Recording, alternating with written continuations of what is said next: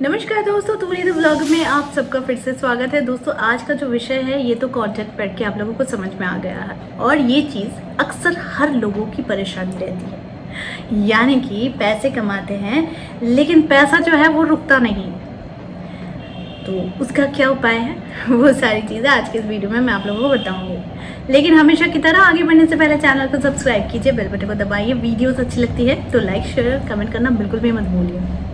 दोस्तों आज के समय में ना पैसे को कमाना सभी लोगों के लिए एक ज़रूरी ऐसी चीज़ बन गई है कि जिसके बिना भरण पोषण आज भी नहीं हो सकता, कल भी नहीं हो सकता था और आने वाला कल को भी नहीं होगा, क्योंकि पैसा एक ऐसा इम्पॉर्टेंट चीज़ है जिसके बिना भरण पोषण संभव भी नहीं है। लेकिन पहले एक समय था जब परिवार में एक या दो ही लोग होते थे और जो कमाते थे और बाकी लोग परिवार को संभालते थे। लेकिन अभी परिवार छोटा हो गया है ना। और साथ में क्या हुआ है कि शादी होने के बाद बच्चे अपने माता पिता और भाई से हो सकता है कि अलग हो सकते हैं और अलग होने के बाद एक नई दुनिया को बसा लेते हैं। ऐसे में आर्थिक रूप से खुद को स्ट्रॉन्ग बनाएं कैसे, ये बहुत बड़ा सवाल बन जाता है, क्योंकि हम लोग अक्सर सोचने लगते हैं कि धन का माध्यम क्या हो, धन कमाने का माध्यम क्या हो और कैसे आखिर हम अपनी सारी ज़रूरतों को पूरा करें। तो सबकी रक्षा के लिए, सिक्योरिटी के लिए मनी बहुत इम्पोर्टेंट भी हो जाता है। बहुत से ऐसे लोग हैं जो ठीक ठाक से कमा तो लेते हैं लेकिन पैसे को संचय नहीं कर पाते हैं, क्योंकि जितनी कमाई होती है उससे ज़्यादा व्यय हो जाती है। जितना आय उतना व्यय, है ना। तो यहाँ पैसे को संचय करने का जो मतलब है वो है दैनिक खर्च करने के बाद भी बचे हुए पैसे को जमा करना, यानी सेविंग करना।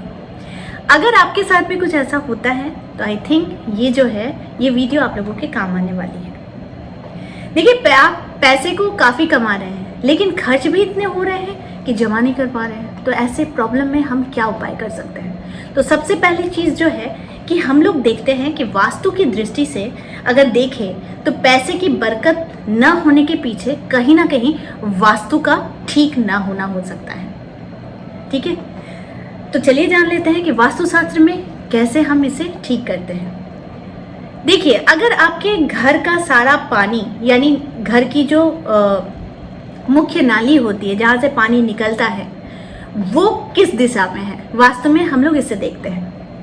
घर के पानी के निकास की नाली की दिशा जो होती है ना, वो उत्तर और पूर्व अगर हुई तो बहुत शुभ मानी जाती है। इसके विपरीत दक्षिण और पश्चिम से अगर कोई पानी का निकलने का रास्ता है तो ये अशुभ ही होती है।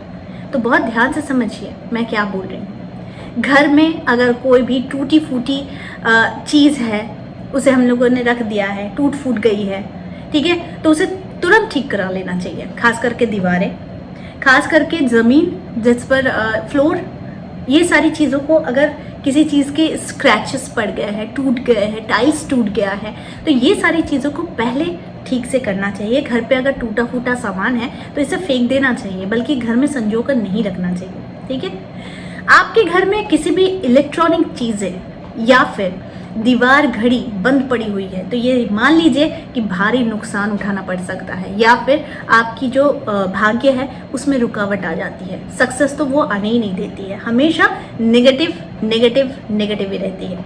ठीक है, तो घर की जो दीवार घड़ी इलेक्ट्रॉनिक की वस्तु जो होती है ना, ये अचानक खराब होना भी ये शुभ माना नहीं जाता है, क्योंकि अक्सर इसको देखा जाता है, अगर एस्ट्रोलॉजिकल वे में देखें तो या तो शनि प्रभावित है, और अगर वास्तु की दृष्टि से देखें तो घर में बहुत नेगेटिव ऊर्जा है, करवाते रहते हैं, तो आने वाले नुकसान से भी आप बच सकते हैं। तो इसलिए ध्यान रखिएगा कि अक्सर कोई चीज़ अगर ख़राब होने लगती है तो उसे जल्दी से ठीक करा लें। अगर ठीक कराने के बावजूद भी वो ख़राब हो रही है तो 100% गारंटी होती है कि घर में वास्तु दोष जरूर है। वास्तुशास्त्र से छोटे छोटे उपाय देखने में बहुत ही छोटे होते हैं वास्तुशास्त्र के, लेकिन बड़े साधारण लगते हैं हम लोगों को कि ये छोटे हैं, साधारण हैं। लेकिन अगर आप अपनी अनियमित खर्चों पर काबू करना चाहते हैं ना, तो इन छोटे छोटे प्रभावों पर, उपायों पर अगर काम करेंगे तो देखेंगे ये काफ़ी प्रभावी सिद्ध होंगे। ठीक है, तो ध्यान रखिए कि घर में हमेशा कोई भी चीज़ हम लोग करते हैं तो उस पर सबसे असर पड़ता है हमारे धन के स्थान पर। यानी कि कभी कभी हम लोग जैसे हम लोग कहते हैं ना कि घर पर अचानक से बहुत खर्चा होता है, पैसा नहीं टिकता है, जितना आए उतना व्यय। तो वास्तु क्या करता है, वास्तु हमारे लिए बहुत इंपॉर्टेंट हो जाता है कि वास्तु अगर खराब है, वास्तु में अगर दोष है, तो ये सारी चीज़ें होनी संभव है। लेकिन अगर हम ही खुद वास्तु को खराब करने लग जाते हैं, यानी कि घर में कलह का वातावरण कर लेते हैं, घर में अननेसेसरी चीज़ें तोड़ते फोड़ते रहते हैं, बहुतों को बहुत गुस्सा आता है तो वो क्या करते हैं, सामान को तोड़ते रहते हैं, मोबाइल को तोड़ते रहते हैं। तो ये कहीं ना कहीं ऐसे लोग भी अपने घर के वास्तु को खराब करते हैं। कुछ लोगों को मैंने ऐसा भी देखा है कि चलते फिरते वो ऐसे चलते हैं ना तेज़ तरार होके कि फर्नीचर वगैरह है ना ये हिल जाती है, अच्छे अच्छे सोफे टूट जाते हैं, है ना, या फिर एक स्क्रैच लग जाती है। ऐसे इंसान की बॉडी लैंग्वेज है, बहुत सारे लोगों की है, मैंने खुद देखा हुआ है। तो जब ये चलते हैं ना तो लगता है कि एक बड़ा सा तूफान का हवा चल रहा है। तो क्या होता है कि ये सारी चीज़ जो है ये कहीं ना कहीं हम लोग खुद भी वास्तु दोष को पैदा कर लेते हैं। जैसे कि हमेशा पानी, नल से पानी टप टप टप टप करके गिरता रह रहा, हम लोगों को ध्यान ही नहीं है ना। और कहीं भी चीज़ रात को सोने जा रहे हैं तो किचन में पूरा मतलब जूठे बर्तन, जूठे खाने, यहाँ पर चावल, यहाँ पर दाल, यहाँ पर सब्जी, इस तरह करके फैला कर हम लोग उसको ध्यान ही नहीं देते, फिर रात को सोने चले जाते हैं। तो इससे भी लालच भी बड़ी रूठती है, घर में पैसा नहीं टिकेगा, क्योंकि घर अगर बहुत अशांतपूर्ण रहेगा तो इससे क्या होगा कि घर में पैसा कभी नहीं टिकेगा, पैसा भी नहीं टिकेगा, घर में मन की शांति भी नहीं टिकेगी, और साथ में क्या होगी कि हमेशा कलर कलर कलर रहेगा।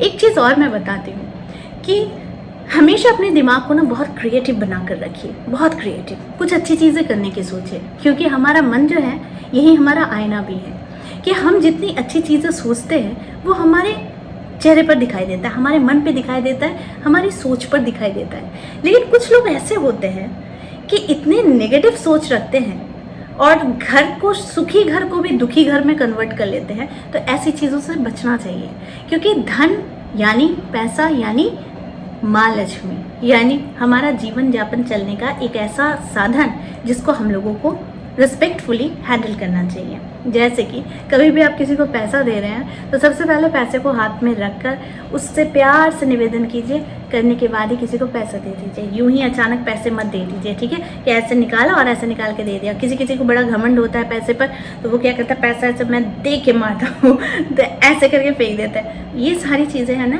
अपमान होती है पैसों की। साथ में वास्तु दोष तो है ही, वास्तु दोष को अगर आप लोग इस तरह से ध्यान नहीं देंगे तो फिर इस तरह की प्रॉब्लम्स आएंगी ही, ज़्यादा से ज़्यादा आने लगेंगी, ठीक है। तो ध्यान रखा कीजिए, कपड़ों को हमेशा साफ़ सुथरा पहना कीजिए, घर को हमेशा सफाई से रखा कीजिए, क्योंकि घर साफ़ रहेगा तो आपका दिमाग ऑटोमेटिकली साफ़ रहेगा। लेकिन यहाँ पर ये मिला लीजिए, 100% की गारंटी देती हूँ कि जो घर बहुत गंदा रहता है, टूटा फूटा रहता है और हमेशा वहाँ पर सफाई का कोई ध्यान नहीं दिया जाता है, तो ऐसे घर में बहुत ज़्यादा लड़ाई झगड़े कलह, मतलब एक दूसरे के लिए अच्छा ना सोचना, ये सारी चीज़ें घर में होने लगती है। साथ में वास्तु दोष यानी क्या, वास्तु दोष मतलब सिर्फ पैसे से ही नहीं, ये आपके शारीरिक क्षमता को भी ये कमज़ोर कर देता है। धीरे धीरे आप बहुत ज़्यादा बीमार होना शुरू करते हैं और ऐसी बीमारी पकड़ती है कि वो ठीक ही नहीं होना मांगती है ना। तो ये सारी चीज़ों को ध्यान रखना है, क्योंकि वास्तुशास्त्र जो है ये बड़ा ही इम्पोर्टेंट एक ऐसा सब्जेक्ट है जिसको हम लोगों को ध्यान से टैकल करना पड़ता है। और अगर वास्तु ही खराब है और वास्तु खराब नहीं है, फिर भी हम लोग अगर जानबूझ के वास्तु खराब करते हैं तो अपनी ही कुछ आदतों से करते हैं। तो इसलिए घर में अगर पैसे को रखना है तो पहले तो रिस्पेक्ट कीजिए, दूसरी चीज़ें घर पे टूटी फूटी चीज़ों को हटा लीजिए और साथ में साफ़ सफाई का बहुत ज़्यादा ध्यान रखिए, तो आपके घर में पैसों की बचत भी होगी, पैसे सही चीज़ पर लगेंगे भी, और साथ में घर में हमेशा प्यार सुख यही बना रहेगा। तो आई होप आज का वीडियो आप लोगों को अच्छा लगा होगा। इस तरह के वीडियोज़ मैं आप लोगों तक लाते रहूँगी। आज के लिए बस इतना ही, फिर मिलेंगे एक नए टॉपिक के साथ। तब तक के लिए आप सबको मेरा प्यार भरा नमस्कार।